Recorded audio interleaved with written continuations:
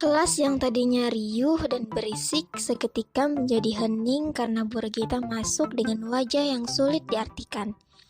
Guru matematika ini kadang suka memberikan ulangan mendadak atau kuis yang sangat dibenci oleh IPA 1. Tapi Anara pengecualian. Ibu mau bagikan hasil ulangan minggu lalu, ucap Bu Regita yang membuat tegang siswa-siswi. Seperti biasa, ibu hanya akan umumin nilai tertinggi dan terendah. Lanjut Bu Regita sambil membolak-balik kertas yang dipegangnya. Anara, nilai kamu 100. Bu Regita menatap Anara sambil tersenyum.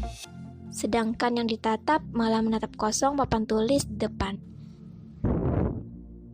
Tuh, nilai lu 100, kata Gaisa. Kenapa Anara? Kayaknya kamu kurang semangat, tanya Bu Regita. Saya nggak apa-apa, jawab Anara seraya menggelengkan kepala.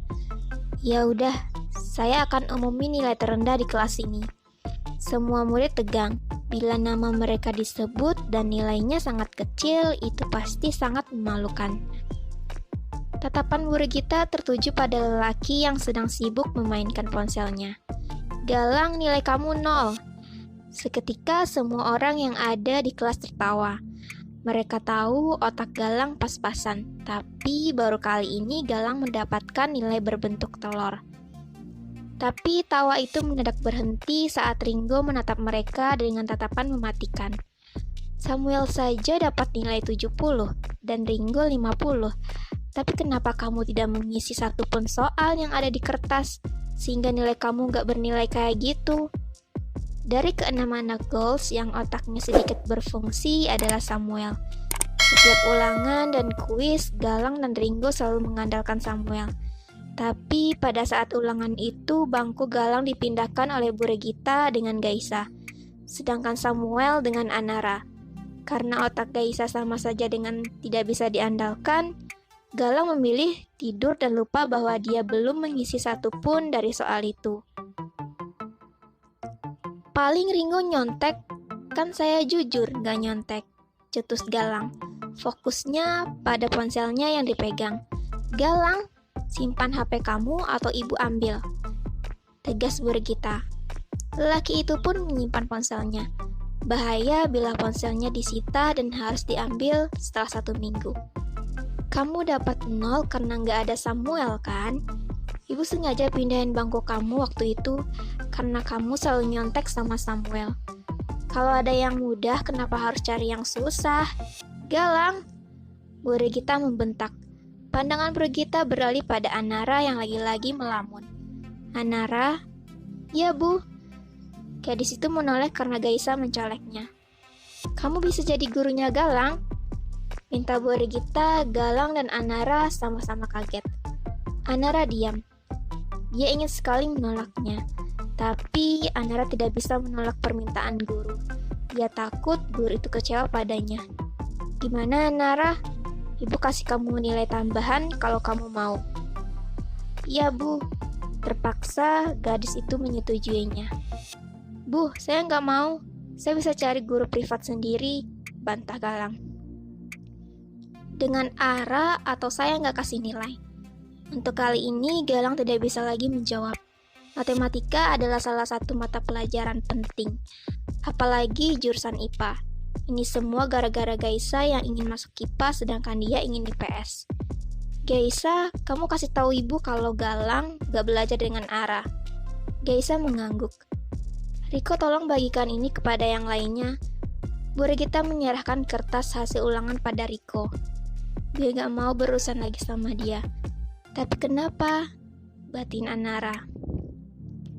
Akhirnya gue bisa lihat Galana lagi, ucap Ringo tiba-tiba duduk di meja kantin yang Anara dan kedua sahabatnya duduki. Tentu bukan Ringo saja, ada keempat temannya, kecuali Galang. Lelaki itu belum ada di kantin.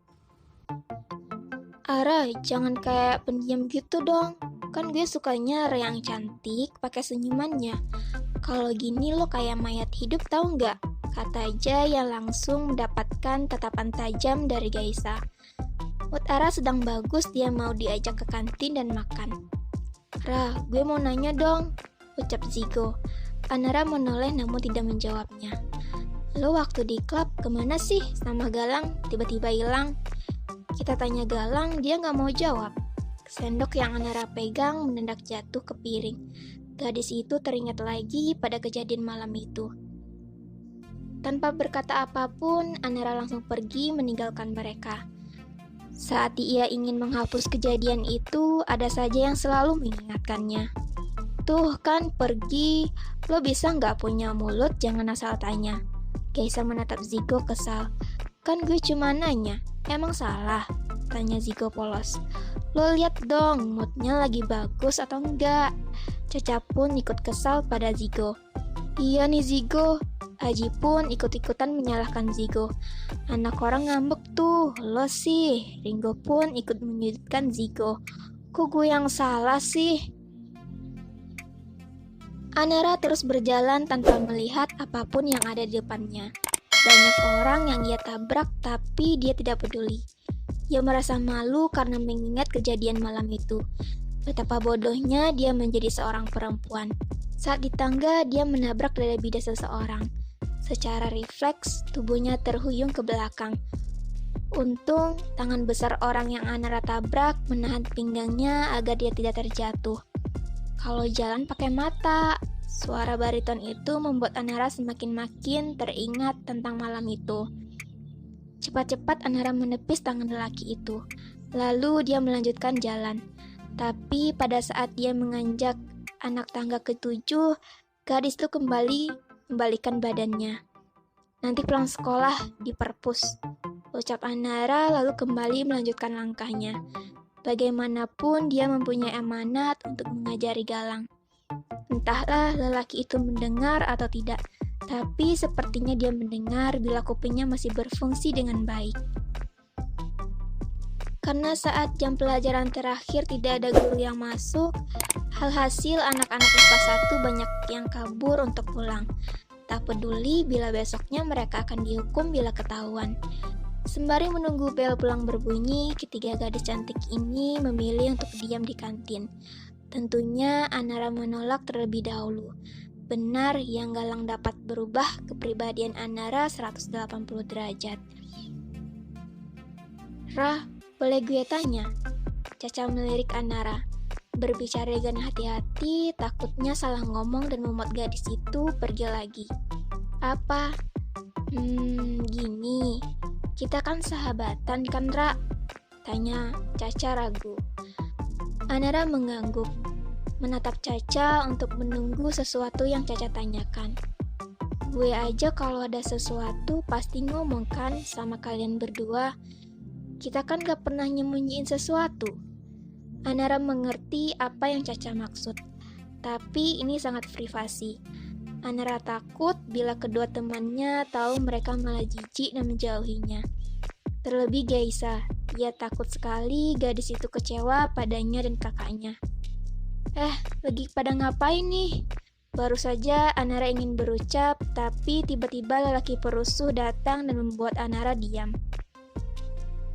Lo ngapain sih kesini? Gaisa menatap Ringo kesal. Pergi lo, ganggu aja. Kenapa nggak sama habitat lo sih? Caca pun tak kalah kesalnya pada Ringo. Bukannya pergi, lelaki itu malah ikut duduk di samping Anara. Ara kalau lagi ngambek, cantik deh. Goda Ringo, namun gadis itu tak merespon sama sekali. Galang mana? Tanya Gaisa. Cabut dia. Biasa, di warang sebat. Jawab Ringo. Lo kok biarin dia cabut sih? Tuh anak kan harus belajar sama Ara. Masa gue atur-atur bos? Ya terserah dia lah mau cabut atau enggak. Gue mau ke perpus dulu. Anara bangkit dari duduknya menggendong tas berwarna merahnya. Rah, mau kita temenin gak? Tanya Gaisa namun Anara menggeleng. Yakin? Ucap Caca memastikan. Iya, gue telepon Galang ya biar cepet-cepet. Teriak Gaisa saat Anara sudah berjalan menjauh. Sembari menunggu Galang yang entah akan datang atau tidak, Anara memilih untuk mencari soal untuk dia berikan pada Galang. Hanya soal mudah yang menurutnya dalam hitungan menit pun bisa mengerjakannya. 1 jam menunggu sudah cukup dia membuang waktu. Akhirnya Anara kesal, dia membereskan buku dan pulpennya ke dalam tasnya. Kalau bukan karena Bu Regita, dia tidak akan menunggu seseorang yang tidak pasti selama 1 jam. Suara langkah kaki menghentikan aktivitasnya. Gadis itu menoleh, di belakangnya ada lelaki bermata coklat dengan jaket hitam bertuliskan goals. Telat 1 jam, gak jadi masalah kan? Dan lo gak tentuin jamnya berapa? Ucap lelaki itu lalu duduk di bangku samping Anara.